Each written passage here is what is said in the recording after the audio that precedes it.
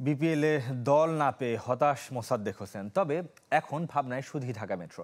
SL টি-20তে champion করতে চান নিজ দলকে, আর অপেক্ষায় থাকতে চান বিপিএলের কোনো ফ্র্যাঞ্চাইজির ডাকের।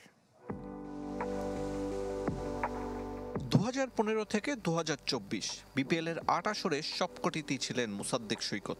75 ইনিংসে করেছেন 1200-র বেশি রান। আশ্চর্যজনক হলেও সত্যি, সেই মোসাদ্দেক বিপিএলে উপেক্ষিত। দল না পেয়ে প্রকাশ করেছেন হতাশা। যদি অপরচুনিটি আসে চেষ্টা করব, আর যদি না হয় আমার এখানে যে কাজটা আছে সেটা আমি ভালোভাবে করার চেষ্টা করব। তারপরে যা হবে আল্লাহ তাআলা যা রাখছেন কপালে তাই হবে ইনশাল্লাহ।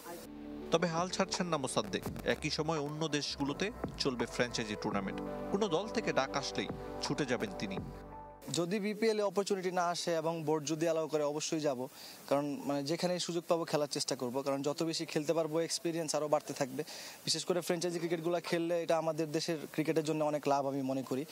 শ্রীলঙ্কায় টি10 খেলা মোসাদ্দেক এনসিএল টি20তে ঢাকা মেট্রোর ক্রিকেটার। ব্যাট হাতে ভালো করতে না পারলেও 3 উইকেট নিয়ে দলকে তুলেছেন ফাইনালে। আপাতত পুরো ফোকাস শিরোপার লড়াইয়ে। আমাদের টিম খুবই ভালো করতেছে প্রথম থেকেই। হয়তো লাস্ট ম্যাচটা আমরা হেরে গেছি, বাট এই একটা অপরচুনিটি ছিল আবার জিতে কামব্যাক করার।